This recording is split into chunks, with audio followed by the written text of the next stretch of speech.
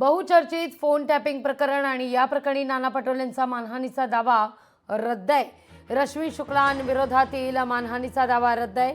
कोर्टानं दावा अवैध ठरवून रद्दच केला आहे।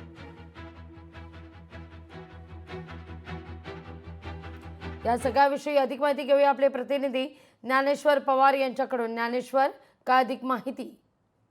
अगदीच रश्मी शुक्ला पुण्याच्या आयुक्त असताना त्यांच्यावर 2017 आणि 18 मध्ये जे आहे ते वादग्रस्त फोन टॅपिंगचा आरोप करण्यात आला होता आणि नाना पटोले यांच्याकडनं जे आहे ते मानहानीचा दावा करत जवळपास 100 कोटी रुपयाची जी आहे ते मानहानी याचिका जी आहे ते कोर्टात दाखल करण्यात आली होती। मात्र आता रश्मी शुक्ला यांना जे आहे ते मोठा दिलासा मिळाला एकूणच दिसून येत आहे। वरिष्ठ स्तर दिवाणी न्यायालयाने हा मानहानीचा जो दावा आहे तो अवैध ठरवून आता रद्द केलेला आहे आणि सोबतच पोलीस तक्रारीतील जे काही आरोप होते त्यामध्ये मानहानीचा जो दावा त्यानुसार जे आहे ते मानहानीचा दावा दाखल केला जाऊ शकत नाही असं जे आहे ते एकूणच न्यायालयाने म्हटलेलं आहे। त्यामुळे नक्कीच या संपूर्ण निर्णयामुळे एकूणच रश्मी शुक्ला यांना मोठा दिलासाच मिळाला असं म्हणावं लागेल।